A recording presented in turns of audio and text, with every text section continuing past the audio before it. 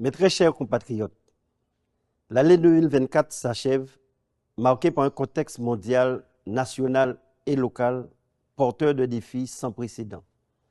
L'insécurité routière qui endeuille nos familles, l'explosion de la vie chère et la crise sociale en Martinique, le drame de Mayotte ravagé par le cyclone Chido, les incertitudes et les souffrances qui affectent notre vie quotidienne, tout comme les conflits armés, l'instabilité politique qui mine désormais les institutions françaises, tous ces enjeux ont suscité notre empathie et mobilisé notre résilience. Ils ont surtout aiguisé notre sens de la solidarité et des responsabilités. Ce contexte nous rappelle également notre force collective et qu'ensemble, nous avons la capacité de surmonter toutes les épreuves. Car le génie guadeloupéen s'exprime dans tous les domaines du corps et de l'esprit, des lettres et des sciences, de la culture et du sport. C'est la fierté d'appartenir au même peuple que Marie-Josée Pérec était d'Irinaire, qu'Ernest Pépin ou Simone Schwarzbach, que le docteur Henri Joseph ou Raoul Georges Nicolo.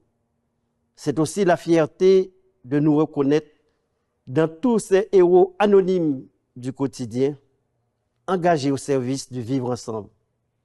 Policiers, pompiers, éducateurs, professionnels de santé et du médico-social.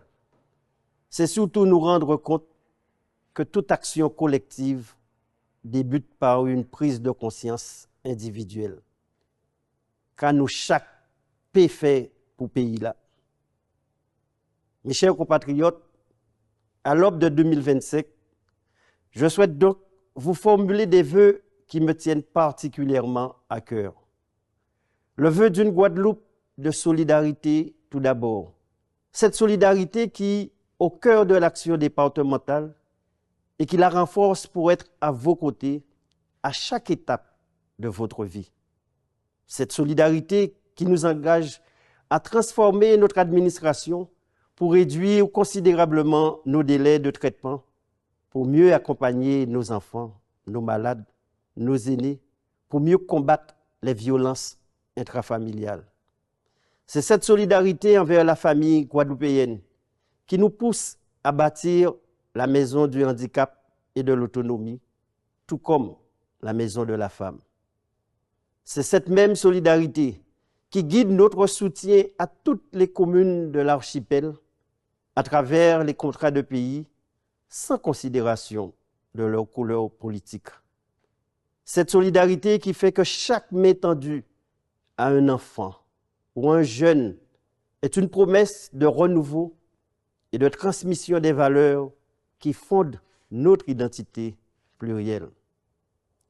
Et c'est bien cette solidarité qui m'a conduit, dès 2020, à proposer la création de fonds d'urgence contre les calamités auxquels chaque citoyen pourrait apporter sa contribution. Car j'en suis profondément convaincu, nous devons pousser chaque Guadeloupéen à prendre conscience qu'il est le gardien de son prochain.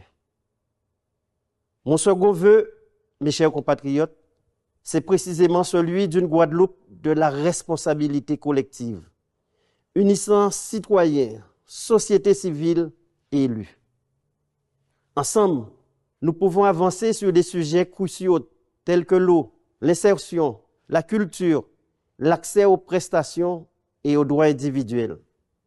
Nous devons travailler ensemble à rendre notre territoire plus attractif, en modernisant nos infrastructures, en améliorant notre mission éducative, en valorisant davantage notre patrimoine mémoriel et touristique, notre biodiversité.